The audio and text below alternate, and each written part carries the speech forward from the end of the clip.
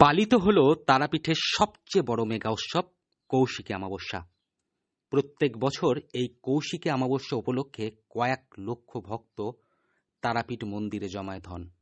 দেশ ছাড়িয়ে বিদেশ থেকেও বহু পর্যটক একবার তারামায়ের দর্শনের জন্য ছুটে আসেন। স্বাভাবিকভাবেই অমাবস্যার এই দুদিন তারাপীঠে মদের দোকানগুলিতে কয়েক কোটি টাকার মদ বিক্রি হয়ে থাকে। এই বছরও যদিও তার অন্যথা হয়নি। কত কোটি টাকার মদ বিক্রি হয়েছে শুনলে কার্যত ভিমড়ি খেয়ে উঠবেন আপনি। মনে মনে ভাববেন, এটাও কি সম্ভব? এক রাত্রে এত কোটি টাকার মদ বিক্রি। আবগারি দপ্তর সূত্রে পাওয়া খবর অনুযায়ী কৌশিকী অমাবস্যার একদিন আগে, অর্থাৎ 30 আগস্ট শুক্রবার এবং 31 আগস্ট শনিবার তারাপীঠের 32টি মদের দোকানে প্রায় 2.5 কোটি টাকার মদ সংগ্রহ করেছে বিক্রি করার জন্য।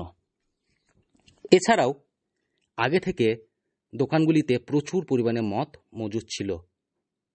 সেপ্টেম্বরের 1 তারিখ রবিবার হওয়ার কারণে আবগারি দপ্তর বন্ধ থাকার জন্য সেদিন কোনো মদের দোকান মদ তুলতে পারেননি। তবে সোমবার অর্থাৎ অমাবস্যার দিন আরও 1,30,00,000 টাকার মদের অর্ডার দেওয়া হয়। আর এই কৌশিকী অমাবস্যা উপলক্ষে রেকর্ড পরিমাণে মদ বিক্রি হয় বীরভূমের তারাপীঠে। গত বছরের হিসাব অনুযায়ী কৌশিকী অমাবস্যার রাত্রে প্রায় 5 কোটি টাকার মদ বিক্রি হয়েছিল।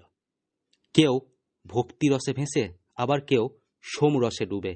রথ দেখা কলা বেচা দুটোতেই মত্ত ছিলেন তারাপীঠে আগত ভক্তরা। কেউ কেউ আবার বেহুশ হয়ে পড়েও ছিলেন রাস্তার ধারে। প্রতিটি বেসরকারি মদের কোম্পানি এই সময় ক্রেতাদের জন্য বিশেষ গিফট ও ছাড়ের ব্যবস্থা করে। বিজ্ঞাপনের জন্য অভিনব পন্থা অবলম্বন করা হয়। এই বছরও যদিও তার ব্যতিক্রম হয়নি। প্রায় প্রত্যেকটি মদের দোকানের বাইরে লম্বা সারি দিয়ে লাইন দেখা গেল। কেউ আবার রাস্তায়, কেউ আবার খোলা আকাশের নিচে মাঠের ধারে সুরাপান করতে মত্ত। আবগারি দপ্তর সূত্রে খবর, রবিবার এবং সোমবার এই দুদিন তারাপীঠের মদের দোকানগুলিতে প্রায় 5,90,00,000 টাকার মদ বিক্রি হয়েছে। দপ্তর সূত্রে আরও খবর, টাকার অঙ্কের পরিমাণ আরও বৃদ্ধি পেতে পারে।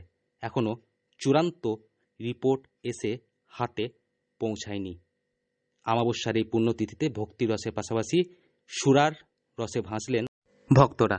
বীরভূম থেকে সৌভিক রায় রিপোর্ট, লোকাল 18 বাংলা।